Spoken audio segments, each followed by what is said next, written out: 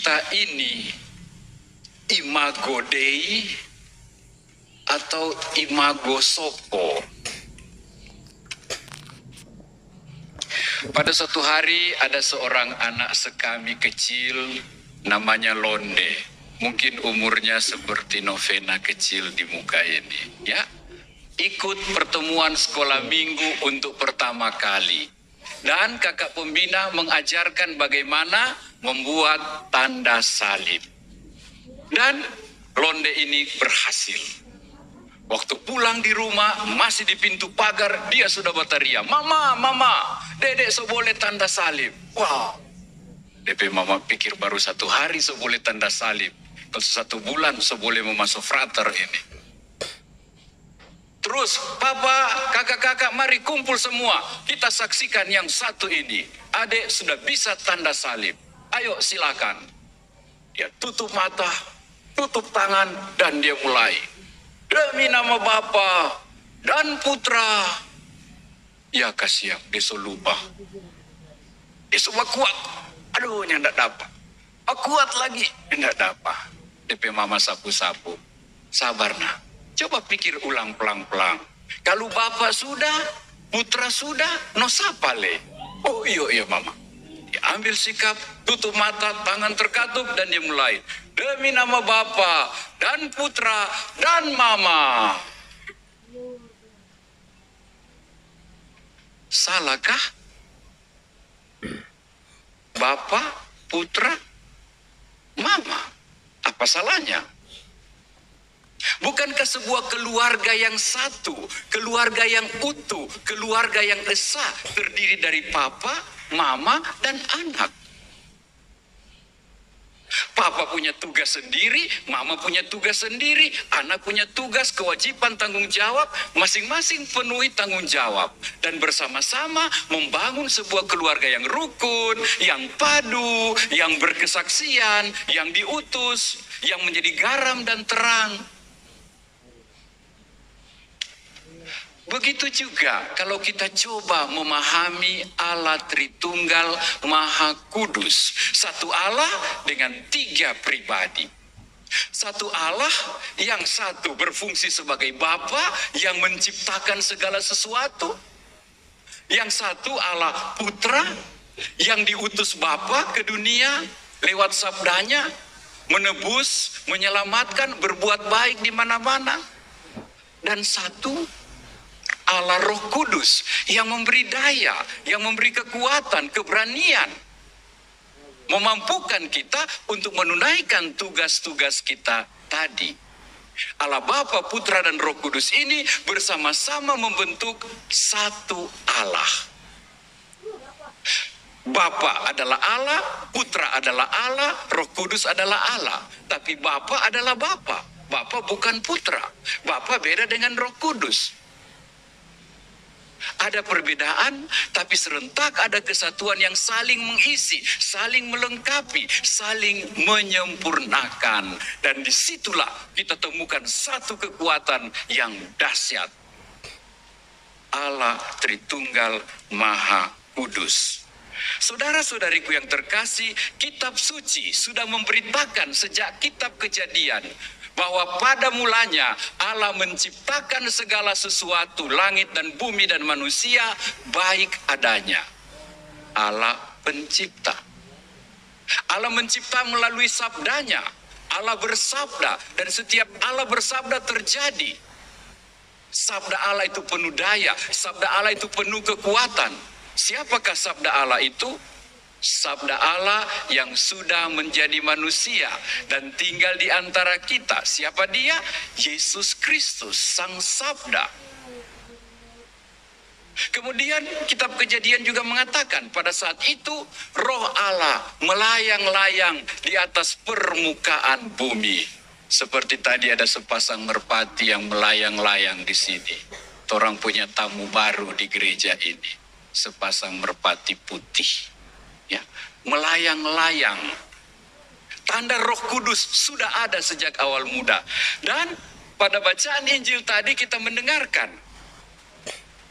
Injil Matius. Pada akhir Injilnya Dia melaporkan bagaimana Yesus sebelum naik ke surga memberi mandat, memberi perintah, baptislah semua orang dalam nama Bapa dan Putra dan Roh Kudus. Jelas sekali Tritunggal ini disebutnya sebagai jalan keselamatan, sebagai sarana untuk diampuni, sebagai sarana untuk menjadi anggota keluarga Allah.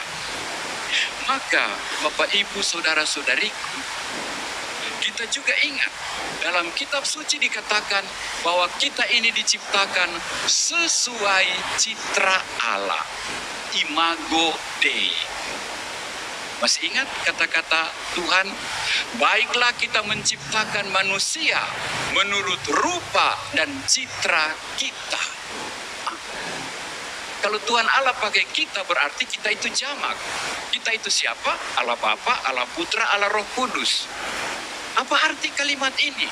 Semua yang diciptakan Tuhan, semua putra-putri anak-anak Allah memiliki keserupaan dengan Allah Tritunggal Maha Kudus. Memiliki citra, sifat-sifat dasar yang sama. Mau bukti? Ayo coba kita tes. Apa sifat atau ciri khas yang utama dari Tuhan Allah? Ada yang boleh bilang Tuhan Allah itu maha kuasa. Ada yang bilang maha kuasa, berkuasa menciptakan segala sesuatu. Hebat. Nah, kita ini secitra dengan Allah. Berarti dalam diri kita ada kemampuan, ada kekuasaan untuk mampu menciptakan sesuatu. Ibu-ibu boleh baking panada, dek renda-renda, manis sekali. Boleh baking cucu, ya. Orang Bekomsos ini, Lucy jago baking cucu, DP renda 42. Satu malam dia baking itu. DP rasa jangan tanya, mar DP model bagus. Ya. Tukang jahit bisa berkuasa menjahit pakaian. Tukang kayu bikin ini semua. Manusia punya kuasa seperti Bapa.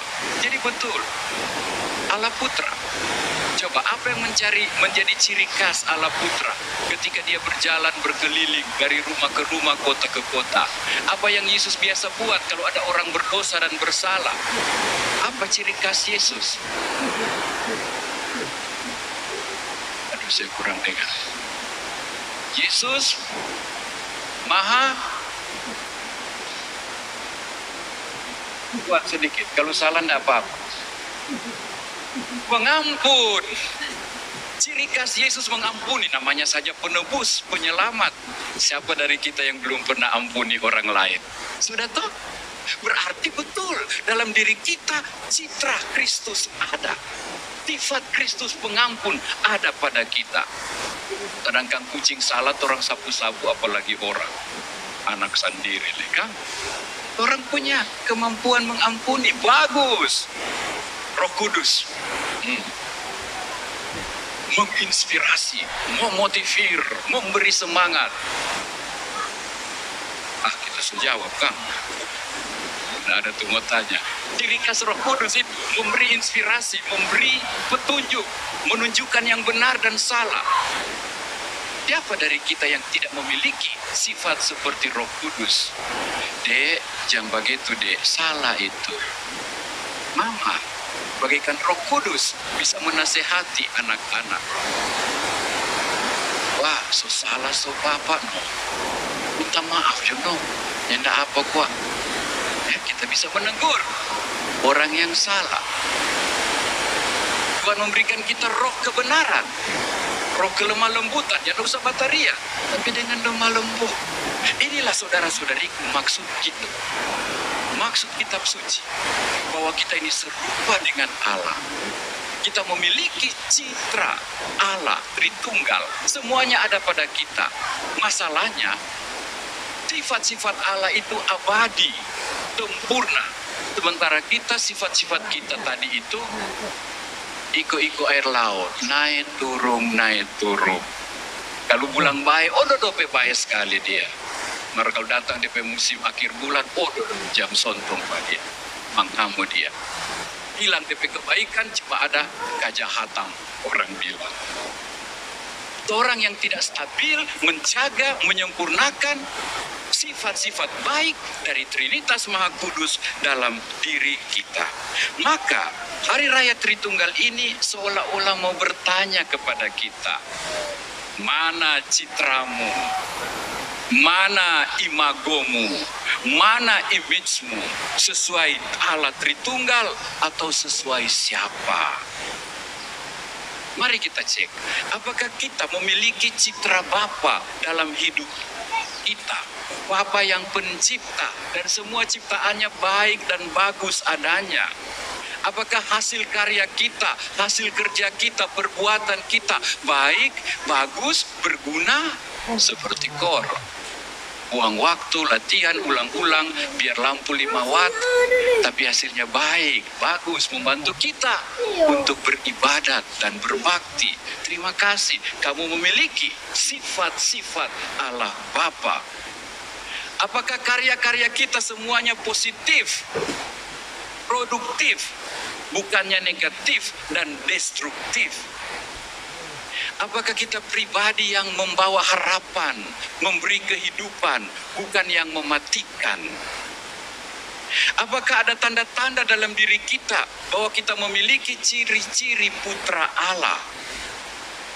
Ciri utama putra Allah, hormat, taat pada Bapanya, patuh, dengar-dengaran, taat, tunduk, setia pada janji, pada aturan, pada perintah Allah, pada perintah dan aturan di rumah, bukan pemberontak, bukan GPK, gerakan pengacau keamanan, bukan hater. Akhir-akhir ini ada banyak hater, pembenci, dan banyak orang suka menyebut dirinya hater. Aduh, ngeri deh. Ini bertentangan dengan sifat Yesus yang pengasih, penyayang, pengampun, penebus, penolong, berkorban, pelayan. Adakah dalam diri kita tanda-tanda kita memiliki citra Allah Roh Kudus, inspirator yang memberi inspirasi, influencer yang memberi influence, pengaruh yang positif dan baik, yang memberi support, memberi semangat? Apakah sifat dan tindakan kita membawa inspirasi pada orang lain, mengajak orang untuk ikut berbuat baik seperti kita? Apakah kita membuat lingkungan, gereja, komunitas, kelompok menjadi dunia kecil yang lebih disukai, lebih indah untuk dihidupi bersama, menjadi tempat yang lebih baik? Apakah kita menyerupai Allah Tritunggal? Saudara-saudariku, membangun hidup harmoni, selaras, serasi, saling hormati dan menghargai, itulah ciri khas Allah Tritunggal. Masing-masing memiliki tugas dan tanggung jawab. Allah Bapa, Allah Putra, Allah Roh Kudus tidak pernah bentrok, tidak pernah bersaing, tidak pernah melecehkan salah satu. Menghargai, mengapresiasi, memberi kesempatan untuk sama-sama ambil bagian. Pesta Tritunggal Maha Kudus mendorong kita untuk membangun sebuah hidup komunio, hidup persatuan yang kompak. Allah Bapa, Putra dan Roh Kudus membentuk satu kesatuan. Ini yang menjadi inti hidup anak-anak Allah. Memang dunia kita saat ini cenderung bersifat ego. Aku adalah aku, kau adalah kau. Aku dulu, kau belakangan. Ya, orang-orang sejaman saya mungkin masih ingat, dulu ada istilah hatiku kacatku. Jangan kore, kalau tak so minta ini so musti mama. Jangan coba lawang, aduh, sadis. Jangan urus aku, jangan campur aku. Sebuah hidup egois, individualistik, tidak peduli, tidak ada solidaritas, tidak ada persaudaraan, tidak ada kesatuan. Ini bertentangan dengan semangat Trinitas. Menerima, me-welcome semua, mengapresiasi dan menghargai semua, memberi kesempatan ambil bagian dan memenuhi tugas dan tanggung jawab. Semangat Trinitas adalah aku, Tuhan, dan sesama. Ini Tritunggal. Aku, sesama, dan Tuhan. Kita membentuk satu kebersamaan. Aku berhubungan dengan Tuhan seperti aku juga berhubungan dengan sesamaku yang lain. Hidup dalam relasi kasih dengan Allah dan sesama. Bukan hanya saya dengan Allah. Bukan cuma saya dengan sesama, tapi saya, Allah, dan sesama. Saudara-saudari, inilah inti Hari Raya Tritunggal Maha Kudus. Hiduplah sesuai citramu. Bersama Allah dan sesama, membangun dunia yang baik dengan produktif dan kreatif. Bersama Yesus Putra dan sesama, membangun dunia yang damai, penuh persaudaraan, yang menyembuhkan, yang memulihkan, yang menerima dan memberi, yang mengasihi, melayani, dan berkorban. Bersama Roh Kudus dan sesama, membangun dunia yang benar, tanpa kepalsuan, tanpa pura-pura, tanpa tips-tips, tanpa tipu-tipu.